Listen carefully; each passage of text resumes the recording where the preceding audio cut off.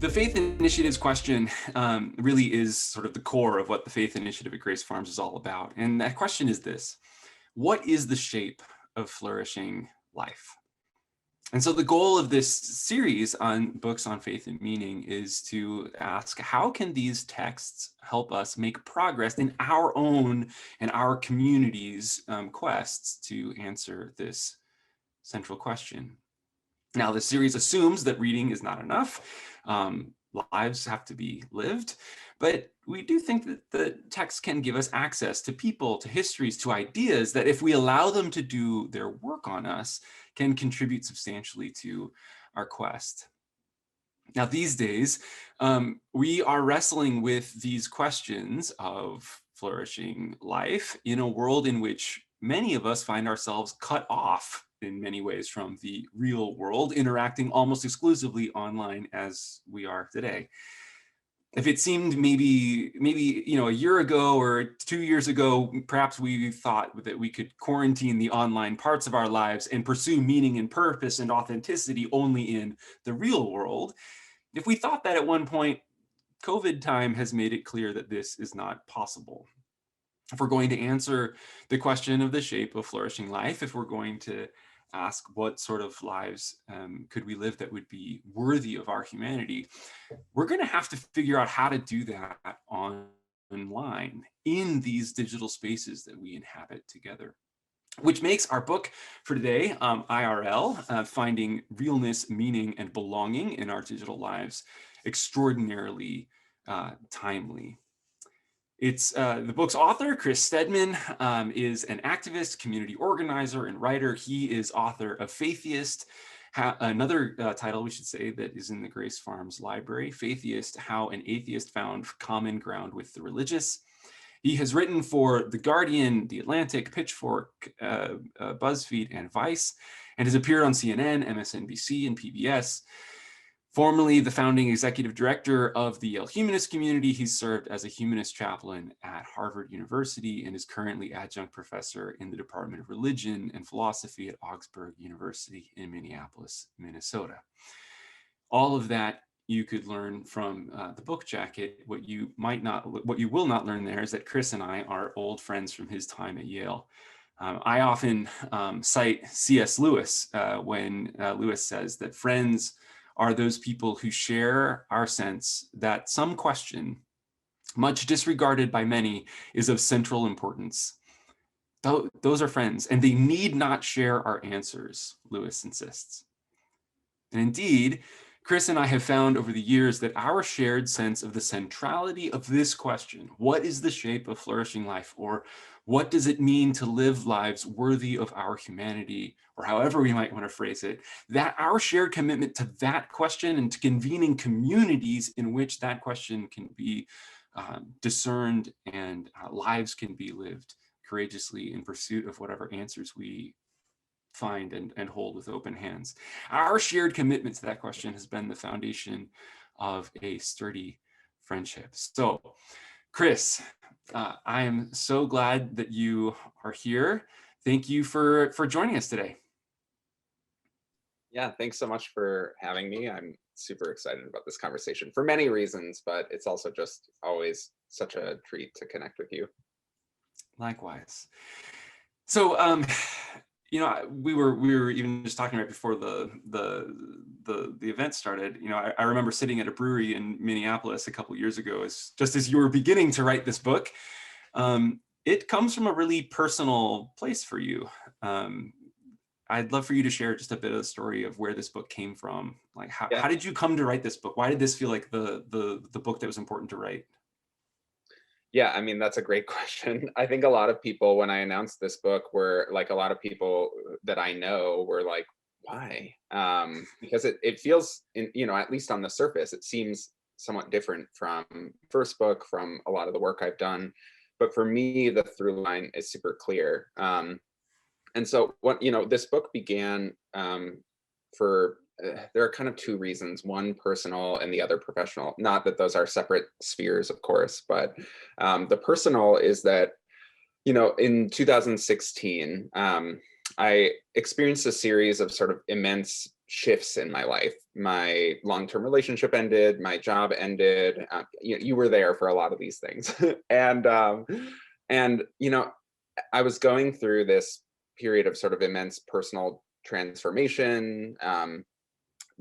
Periods that we all experience in life.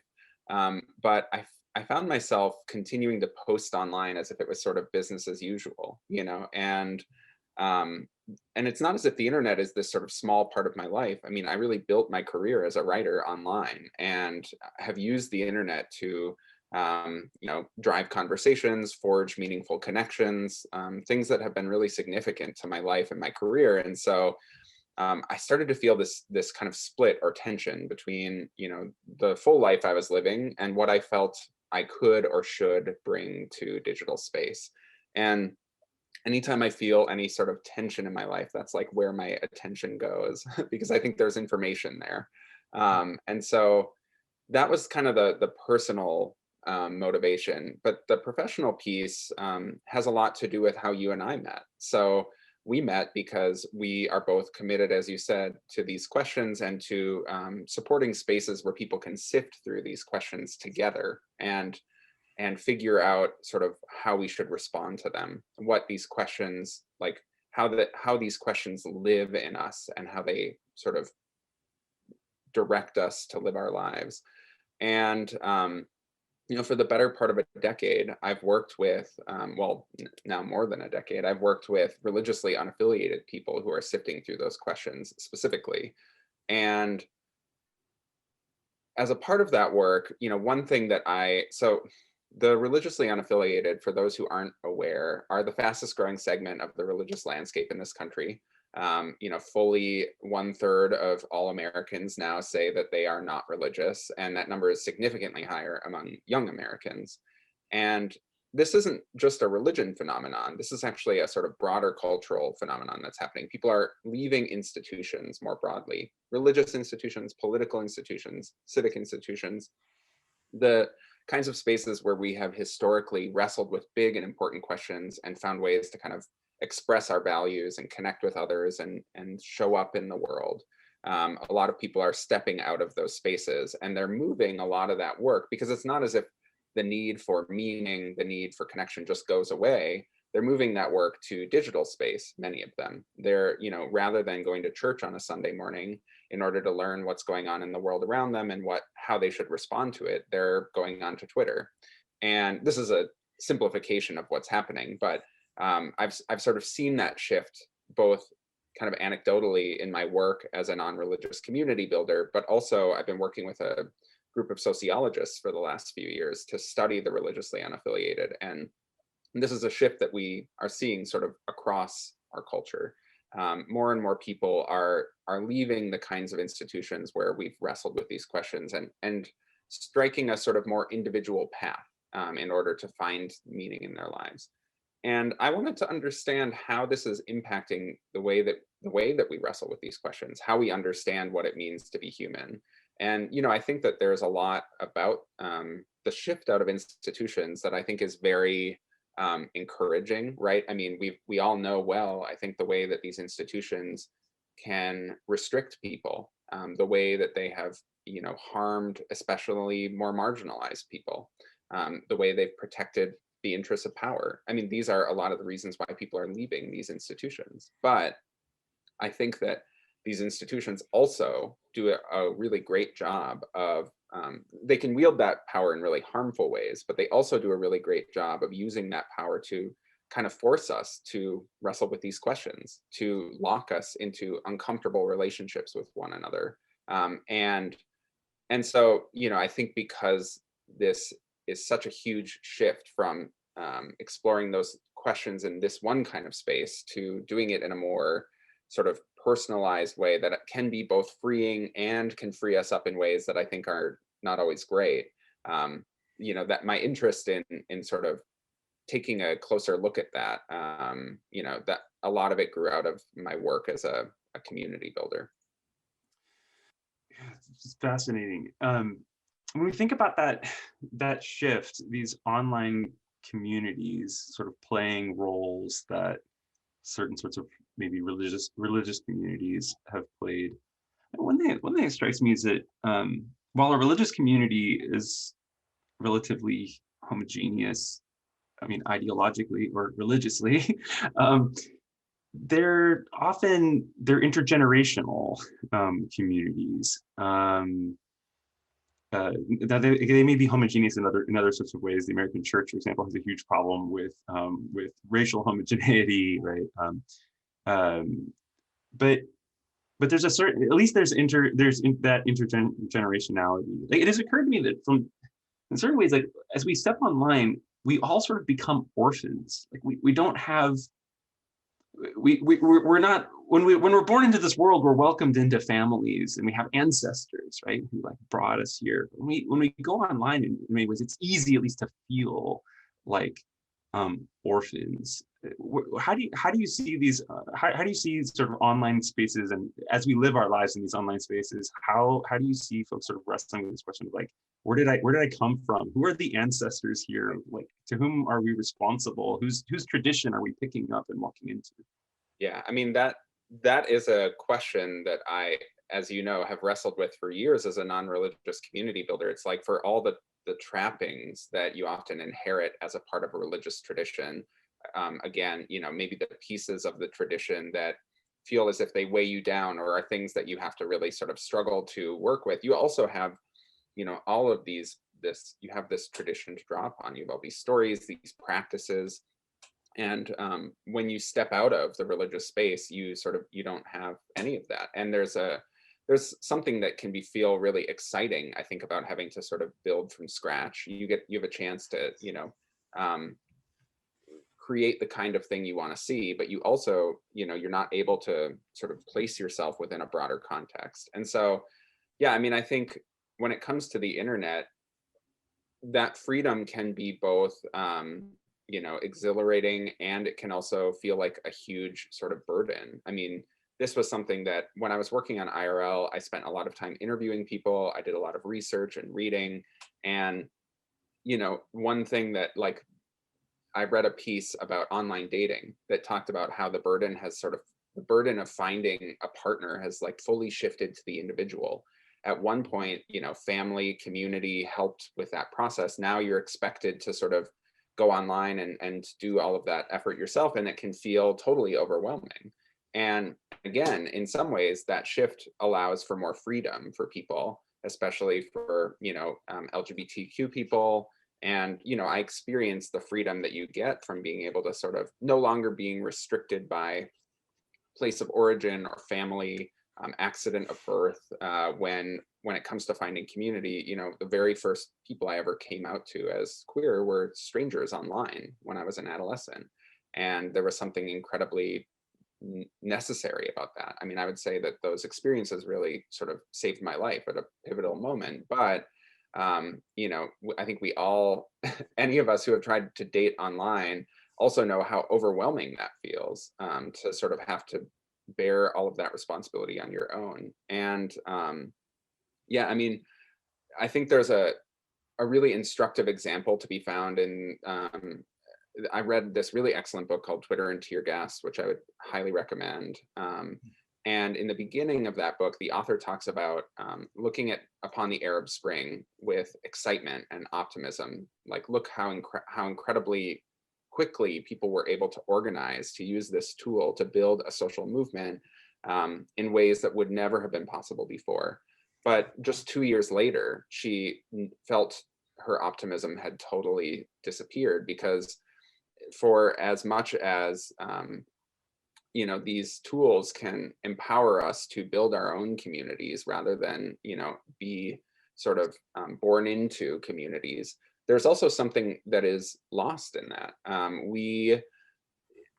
The kind of movement building work that happened before the internet was often slow, maddeningly slow for a lot of people. And yet it's in that slow work that you have to sort of get into the messiness that comes about in trying to reconcile the different points of view that people have and figure out the best sort of path forward. And online, you can just sort of close out of the window if it's not working. And so, yeah, I mean, I think that this is one of the sort of key challenges of the internet, is that for all the ways that it frees us up to explore perhaps in ways that we weren't able to before, it also makes it ever more easy for us to sort of give into our base impulse to sort of close out whatever perspective challenges us, even if it's in a good way.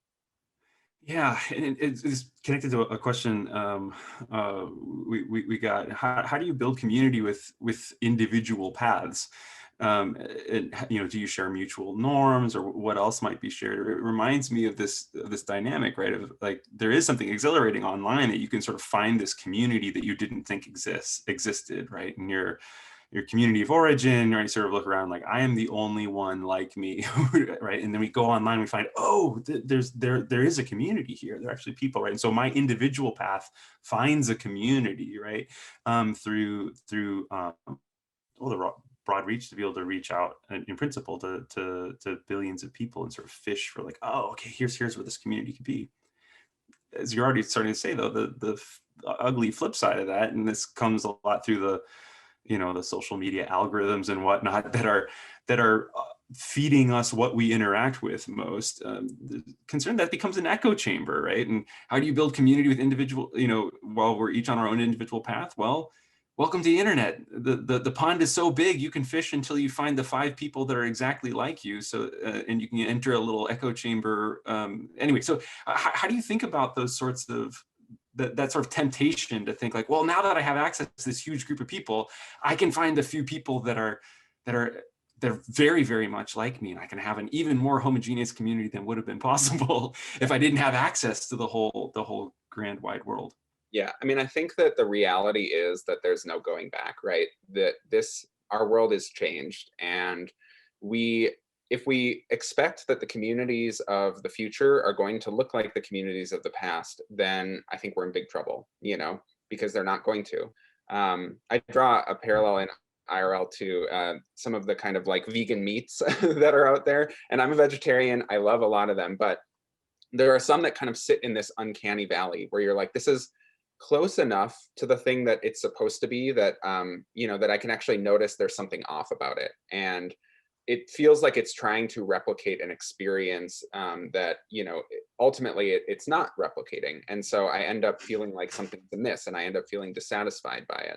And I think if we look at the ways that we can connect and forge community online and expect them to function exactly like the ways that we can do it offline, I think we will be dissatisfied by the experience. But I think if we allow the internet to connect us in new ways that were never possible before, and acknowledge both the sort of what is lost and what is gained by that, then I think we have a chance to really harness it to connect us in ways that we could never connect before. And I think about like anytime we experience a huge shift like this, there is loss and there is gain. Think about, this is a very sort of simple example, but think about the introduction of the printing press, right? When the printing press was introduced, it was revolutionary. We were able to spread information in what to on a scale that we never could before. But there was initially there were things about that transition that were incredibly challenging, right? Who had access to printing presses initially? Those who were already in power, and so their information was the information that got shared. Think about what was lost, prior to the written word being able to sort of be spread on that scale. Oral traditions flourished much more, and in the oral transmission of knowledge, you forge relationships face to face, person to person, versus if you're reading IRL, we don't connect in that way. And so, there is something that's lost, even as there's something that's gained. But I do think it's easy to just sort of focus on what is lost or what we're not able to experience online and despair.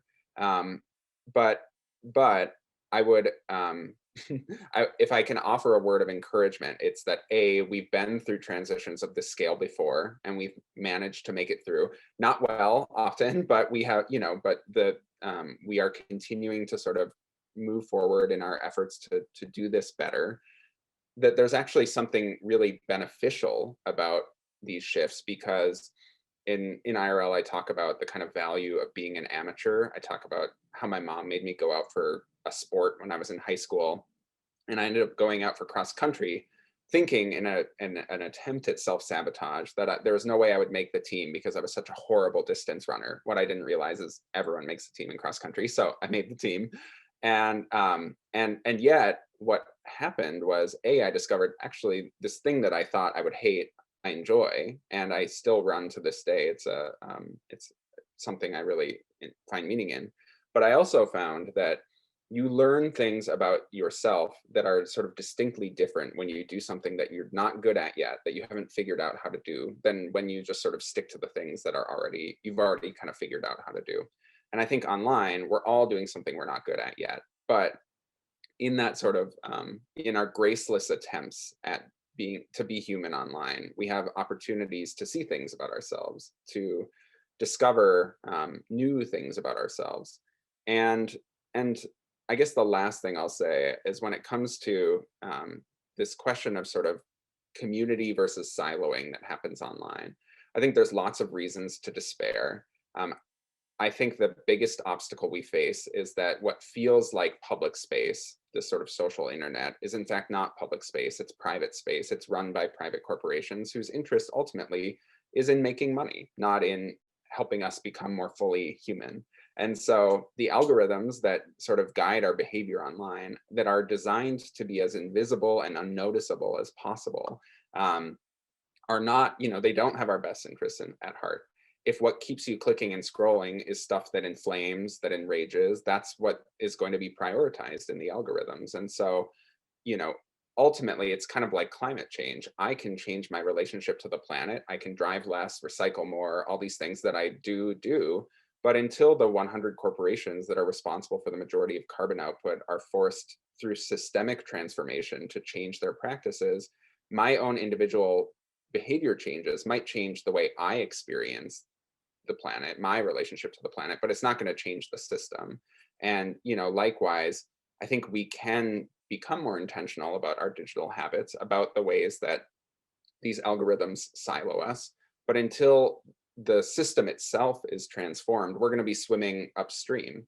But I also think because I want to end on this sort of remark on a hopeful note. I think that the internet is one of the most powerfully connective tools, if it's sort of transformed, that we've ever had. It does allow us to close distances that we could never have closed otherwise. I talk in IRL about this concept that sociologists talk about, which is close ties and weak ties. So close ties are the people that we are closest to, often our family, not always, obviously, but often our best friends, people who, if there's no internet and they move to the other side of the planet, you're going to start pen paling. You're going to keep in touch with them no matter what. But then there are our weak ties, which constitute the majority of our relationships. So most people we ever meet will be a weak tie. Maybe someone you meet once at a holiday party and you never see again. But you follow each other on Instagram, and now, because of the internet, you can actually keep up with that person. And sociologists suggest that weak ties actually are much more likely to introduce us to ways of seeing the world, perspectives, news, information that we wouldn't normally encounter. Our close ties tend to share a lot of our sort of most centrally held views. That makes a lot of sense, right? The people you're closest to often share a lot of your worldview. But weak ties are much more likely to sort of help us get out of our silos. And I think if they don't right now, it's because of the way that the platforms operate, not because of the sort of connective possibilities of the internet itself. So that was a huge information dump, but I I wanted to sort of give a little bit of context for why I think we're right to be worried about the internet's ability to help us forge meaningful communities that actually do help us meet some of the needs that religious spaces have met, the need to find meaning, to forge connections together that help us be better people, but that it's our fate isn't set yet, right? So No, that's tremendously helpful. And um, y- even again, some questions that have been coming in are sort of pointing in some of these directions. I wonder if I can push you not further on the hopeful direction, but maybe like trying to make that concrete a bit, right? Like, because we can sort of just sort of like turn the trying to figure out like where to direct the blame. I don't know. I wrote a book about sin. I'm interested in blame. I don't want to play a blame game, but like, it didn't take the internet for us to be like homogeneity searching people, right? Like if we have those impulses, like as a species, we've always had those impulses. But I feel like one of the things that you and I have even like learned together, like in our friendship and in the communities that we've been working with, is trying to like just hold up a banner, even in real life, to say, hey, it's valuable. Like, come have these conversations. If you thought that conversation about like the like meaning and purpose in your life was really valuable when it came up in your Bible study or at the humanist community, imagine what that, like bring that conversation into a more diverse environment. And I just wonder, like, what kind of steps can we, so I hear one thing is like valuing the weak ties. Or are there ways that we can go deeper with our weak ties? Or do you have, sort of practices that you could commend to us so that we could really be carving out space in the digital realm, even as we probably need disciplines to do that in IRL as well, to have those conversations over time across during differences. Yeah. No, I think your point is well made and apt, because right, if it's easy to blame the internet, and in many ways it's sort of a way to avoid blaming ourselves, right? Like if we see these things reflected in the internet, well, who created it, right? It is a reflection of our own biases, our own shortcomings.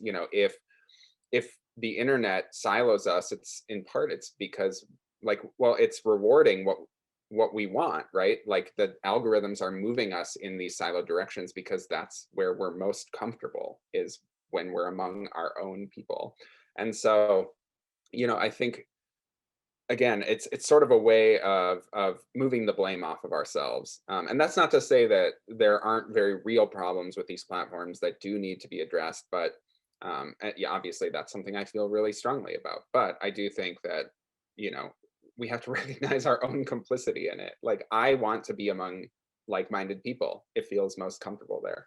And so when it comes to sort of tangible practices, I mean, I think that first of all, and this sounds very like intangible, but I swear it's not. One of the biggest things that we can do is, it's not our fault that we view the internet as less real or as fake, as opposed to the other parts of our lives.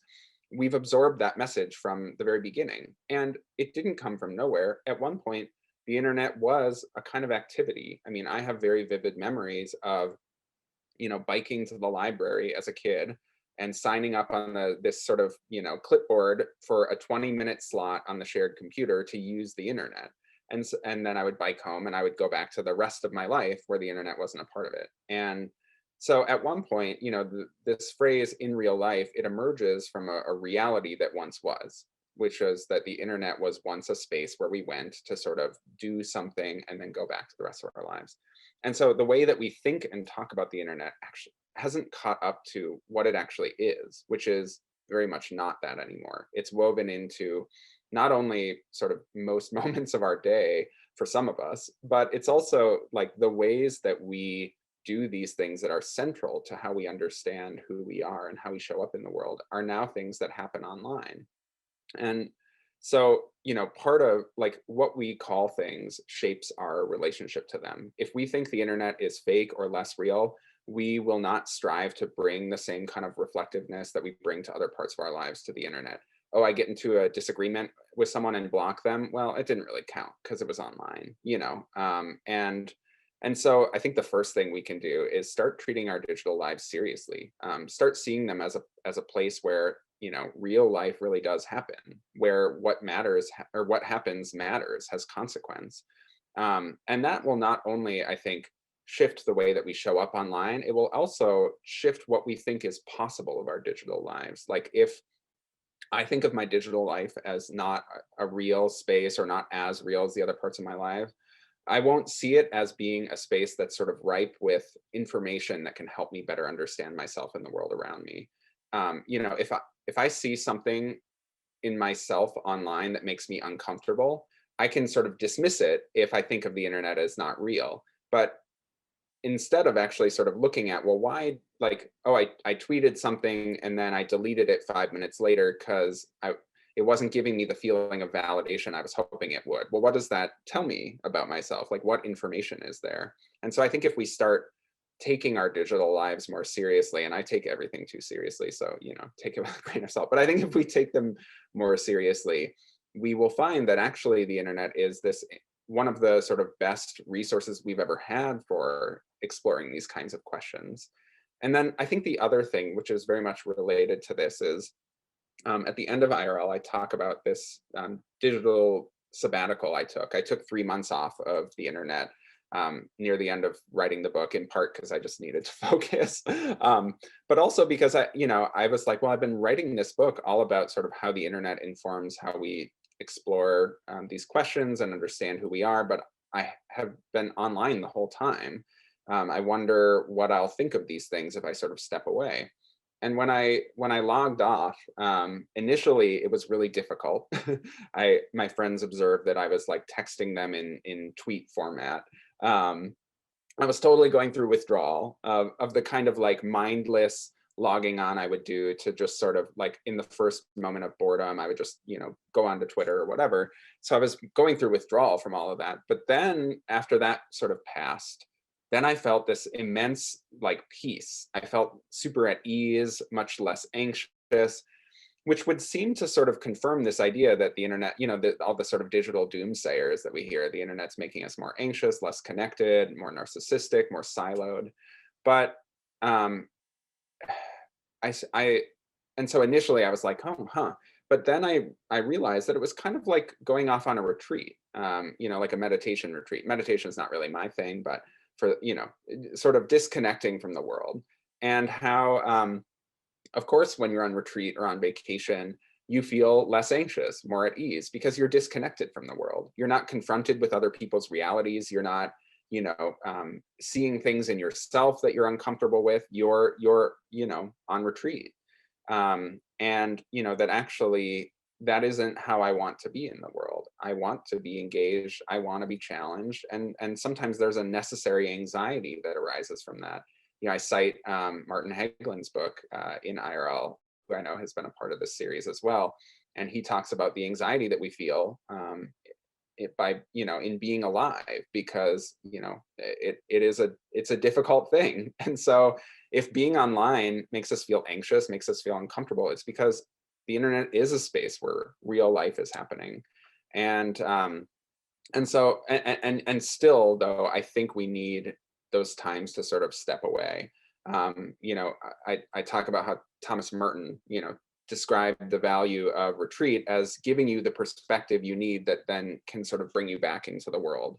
And I think in a time when connection is the norm, rather than a kind of activity that we step into and out of, but something that is sort of more at our fingertips at all times, when at the very first moment of boredom or loneliness, I can just grab my phone and feel connected. I have to make an active, intentional effort to actually step back and disconnect, because there are certain kinds of recognitions and questions. This is something you and I have talked about before years ago, but there's certain kinds of questions and recognitions that can only arise in moments of boredom, in moments of discomfort and loneliness. This is something I know that you have talked about and thought about a lot as well. And I think because these algorithms are designed to sort of prey on our reflexive habits, on just the sort of mindless, like, oh, I'm bored, I'm just going to grab my phone, it's right here in my pocket. We have to really actually make an intentional effort to retreat, not because the internet is fake or less real, but because we need the kind of perspective we can only get when we're truly alone. And I think at one point the internet was this powerfully connective space because being alone, being bored was my norm, right? And so I could log on to experience connection. Now connection is my norm, and I actually need to make sure that I'm addressing my need and tending to my need for loneliness, for boredom. Yeah, boredom as a problem. I don't know. Yeah, when did boredom become a problem to solve rather than the sort of fruitful like soil from which like imagination and so many good things might spring. Well, we've always felt it was a problem because the uncomfortable recognitions sometimes that we want to avoid with busyness, those are the things that sort of germinate in that soil. But it's just that now we have this boredom avoidance device right at our fingertips at all times. Yeah, but I've got a colleague who's actually trying to figure out like the history of boredom. Like when did this become a concept even, Yeah. right? Um, Well, it and used to be a fact of life, right? For me, I just used to unremarkable and not a problem. there were moments when I was going to be just bored out of my mind, but it was those moments, and this is something I talk about in IRL, it was those moments when my siblings and I would create an imagination game, or when I would, start making maps. And I have this whole extended metaphor of maps in IRL where I talk about how we use maps to sort of try to represent reality, right? And online, we're sort of trying to represent reality too, but just as there are all these sort of invisible norms within mapping that shape how we understand what's worth representation, that sort of shapes our digital experience as well. But as I was tracing back my interest in maps and my love of maps while working on the book, I realized like I would never, I don't know that I would have ever developed this passion for maps that ultimately led to this kind of like this parallel that I found super helpful while working on this book if I hadn't been bored as a child. Yeah. So one of the central concepts in this book is realness or authenticity, right? So these are and you even as we've been talking already, you've been sort of talking about the ways that we maybe inappropriately sort of put down online interactions as if they're somehow less real. And I hear your sort of encouragement to say like, no. This is real. It's part of our lives, and it'll go better if we start treating our digital lives seriously as a place where real life happens. But authenticity is something that I can feel like it strikes me as something that's supposed to be a foundation out of which a source from which I draw and out of which I live my life, but much more often feels more like a goal that I'm trying to achieve. To sort of discover my authentic self or sort of figure out who I really am. It's certainly when I teach undergraduates, that's like a thing that they're like trying to figure out, like who am I really? Do I have an authentic self? You and I have talked about, and you talked about in the book, some of Charles Taylor's work, right, on ethics of authenticity, which again we've talked about in this series. For Taylor, he says like that authenticity indeed is a task. There's a sort of ethic around it, this sort of sense that there's some authentic version of myself that I have to realize. If I don't, I'll miss what it really is to be human for me. What is authenticity? What is realness? Especially like in an online age, what does realness even mean? Yeah. Well, I think this might sound like a sort of like backwards way of getting at that question, but one thing that I found very instructive while working on this book, because this book began as a sort of a quest to answer that question. What does it mean to be authentic in this time where we're living so much of our lives on these platforms that we've regarded as fake, right? And what's really interesting is that authenticity now has become this very culturally valuable thing. I mean, I talk in the book about the reporting of Taylor Lorenz, who's this internet culture journalist, and she talks about how authenticity has become this thing that digital content creators really strive to sort of to present, because it's become culturally valuable in a time when people feel as if they're these big pieces of their lives are fake. Then authenticity has some real value. And so I mention that because by the end of IRL, I found myself asking, why did I care so much about authenticity? And I think that in order to even sort of get at this question, we have to ask ourselves why authenticity matters, right? And I think oftentimes my desire to know myself, to understand myself, has come out of a sort of a mindset of fear. Like, if I can truly understand myself, then I will not continue to do the stupid things that I do, get myself into the problems I get myself into. wanting to figure myself out can easily be this sort of like way of trying to avoid future disaster. But the reality is, for me, I will never fully know myself. It's always going to be, because who I am is always unfolding, is always changing, is changed by the process of looking for myself, of being in relationship with others. And so there is no sort of understanding of my authentic self I will ever arrive at.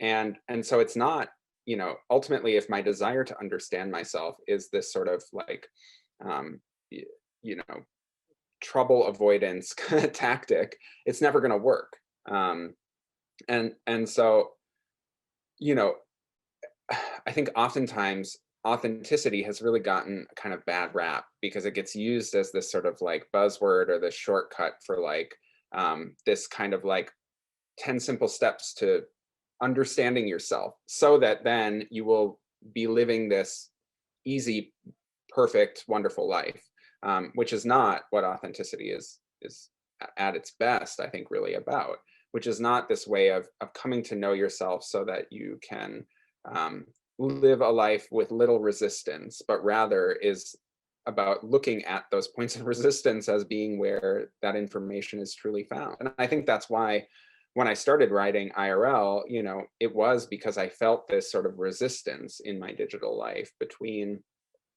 I felt like there were pieces of myself that I wasn't sure were safe to bring to my digital life.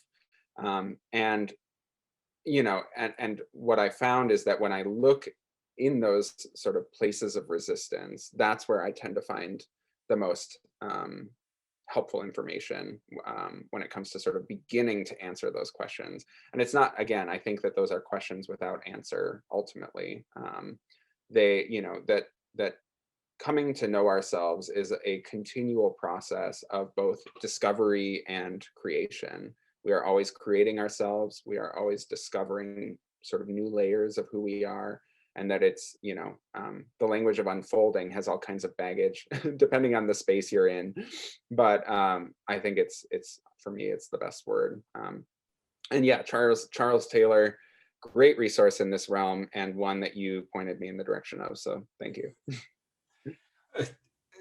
I want to take some of the, we could keep going, but I want to make sure I give some attention to a lot of some of the great questions that are coming in.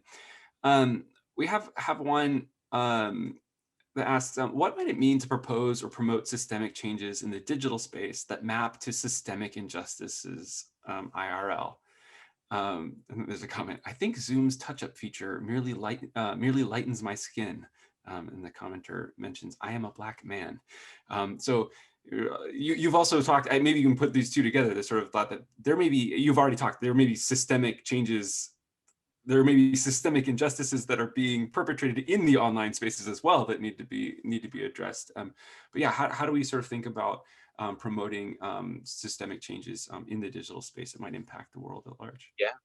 Yeah, I mean, again, these platforms reflect the biases that we bring to them. And so, who created these platforms, who runs these platforms, they tend to be more, homogenous groups of people. They tend to be wealthier, white, and so, a- in IRL, again, I have this whole chapter on mapping, and when I first started, when I first started thinking about maps as this kind of metaphor for our digital lives, I was thinking of them in the sense that when a cartographer is creating a map, they have to take this complex three-dimensional terrain and they have to reduce it down to something two-dimensional. And that's a process of selection and curation. They can't, represent everything, every detail about the terrain on the map, or the map would be the size of the terrain itself. They have to choose what they're showing and what they're not showing. And when I started working on this metaphor, I was thinking of it as the kind of choices that we make when it comes to what we show and what we don't show about ourselves when mapping our lives online.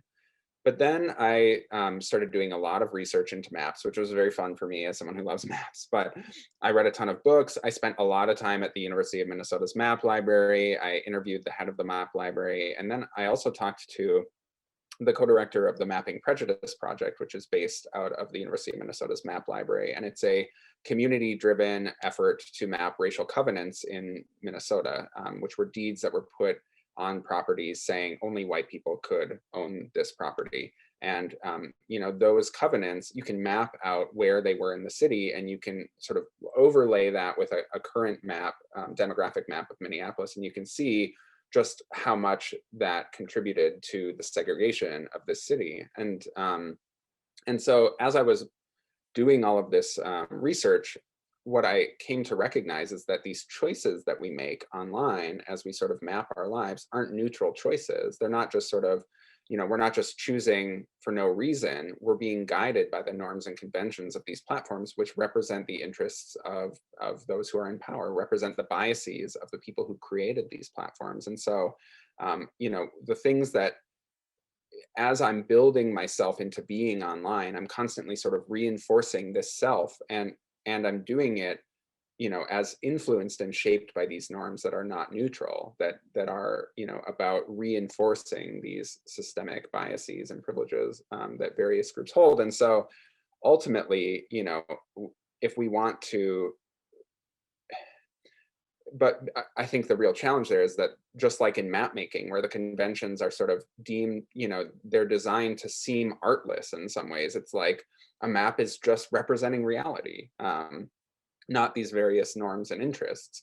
The digital platforms that we use to map our lives are, designed to appear artless when in fact they're not. And so, again, this is where I think systemic, we need a systemic way of addressing this. Individual behavior is not merely going to be enough. It has to come, honestly, I think, through legislation.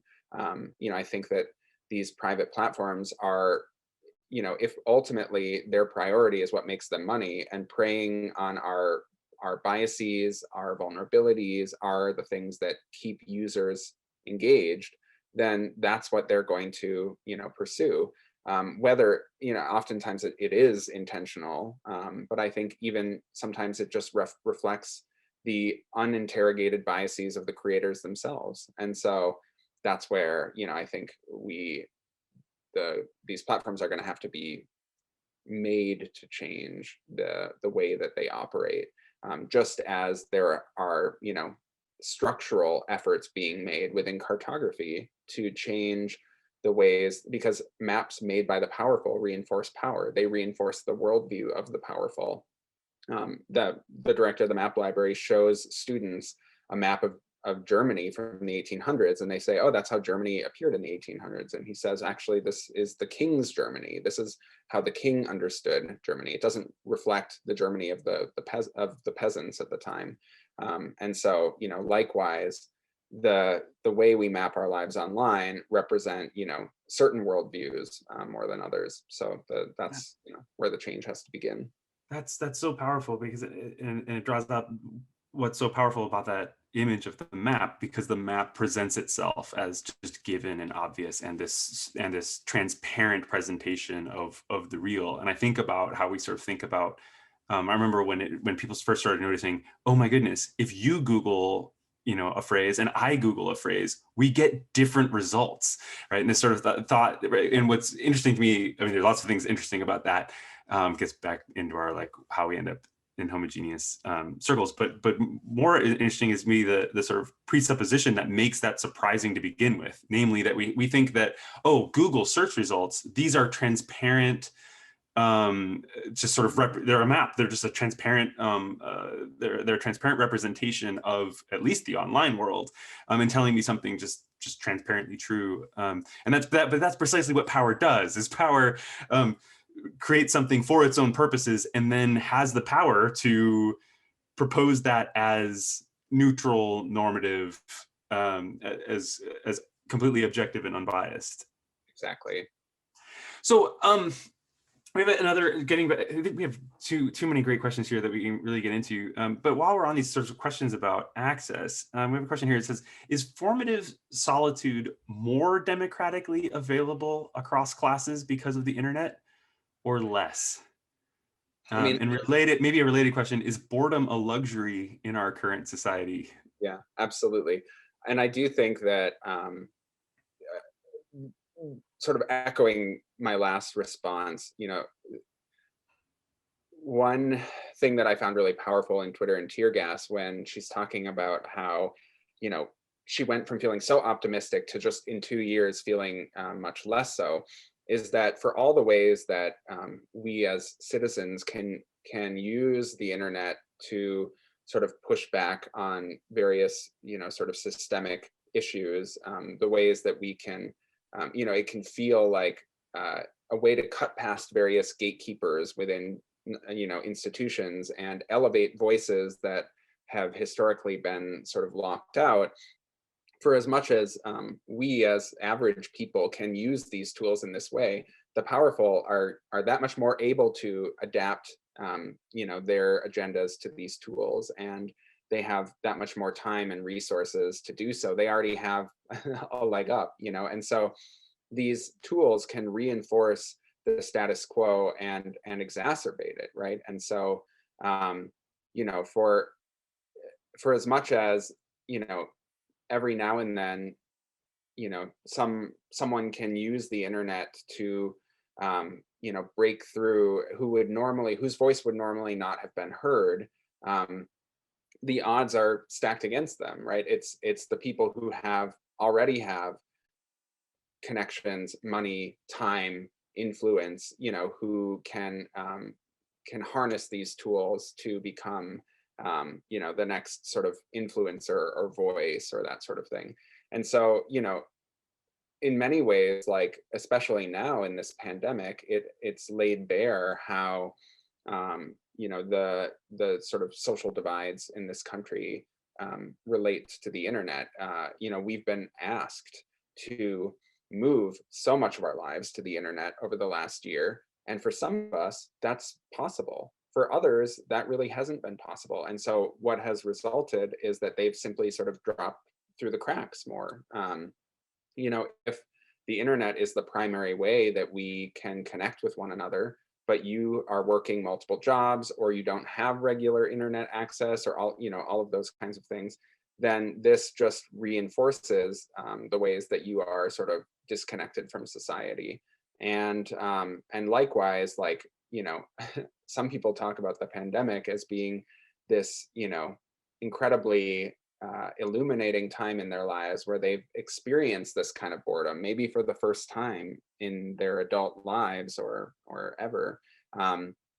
But for a lot of people, that has not been the experience of the pandemic. They did not binge watch Netflix for 40 hours in a week.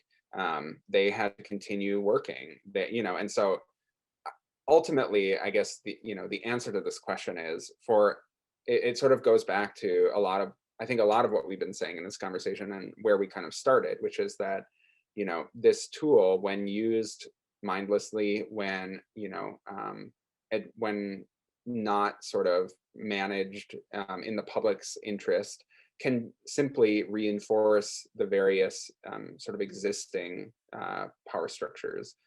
That doesn't mean that it doesn't have revolutionary potential, but the way that it operates right now, I think that potential is still unrealized. So, Yeah. We're right up against it, but I can't help myself but ask this question. It's connected to a question that came in, and connected to something you just said, which is, so the pandemic has exposed this.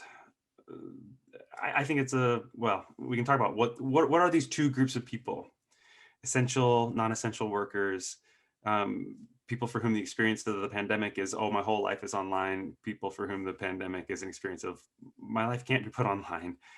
Um, I have a growing concern that this is sort of exposing a racialized gap, because I think there's a sort of racialized ideology of a sort of disembodied human, which I think is part of the ideology of whiteness. We don't have any time to like spin all of that out, but it makes me concerned for the body, right? And the ways that that do we need to be mindful of the ways that you and I can have this conversation, because as a conversation, it has been, we can have this conversation online because it has been conceived of as a conversation, as something that happens in the realm of ideas, and other than incidentally doesn't require our bodies, doesn't require that they be in proximity to one another.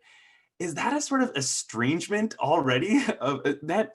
I worry that that is itself evidence that, like, oh man, maybe I've already lost something. And into this question that just got asked, that says, is authenticity related to historicity and perhaps embodiment? Am I losing something? Is there some way that whatever realness I'm able to find in the online space has to have some analog to some realness in non-digital space? Because authenticity at some level, just as a human critter, like as like an animal, it has something to do with my body. I don't know, that's something like more like a thesis that I'm throwing at you. But This is what do you probably think, why how I'm should not, we be concerned for our bodies? probably part of why I'm not a transhumanist. Like, I don't want to be uploaded to the cloud. I think part of what makes me me is being in this body, for better and for worse sometimes. And yeah, I mean, this is where I think, both the sort of digital utopians and the digital pessimists get it wrong, which is that, it's not as if I think many of us land on this spectrum, whether we mean to or not, which is either the internet is where we can be most real, or the internet is, it being offline is where we can be most real. And I think that both of those get it wrong. I mean, I really do think that online we can, find ways of being real that we can't offline. And this is more true for some than for others, for many reasons. Like, if you are a closeted LGBT person, you might be able to find, spaces online where you can express yourself that you could never find offline, um, and vice versa. But what I think is essential to recognize, and especially this year, is that we really do need both. I've spent most of this last year by myself. I live alone. I'm in a studio apartment. I don't see anyone, and I have lots of online interactions, and thank goodness, they keep me connected, they keep me engaged. But I do need other kinds of experiences, and I felt that so acutely, this summer. I live, just a few minutes from where George Floyd was murdered, and everything that people watched on the news over the summer was happening in my neighborhood, in my community. And I remember, because of COVID, initially there was this concern about, should we go gather in groups, and eventually, we decided it was important enough that we needed to. And as much as I could, be engaged with what was happening in my community, around the horrific murder of George Floyd online, there was a difference when we, were out and gathered as a community, and marching together.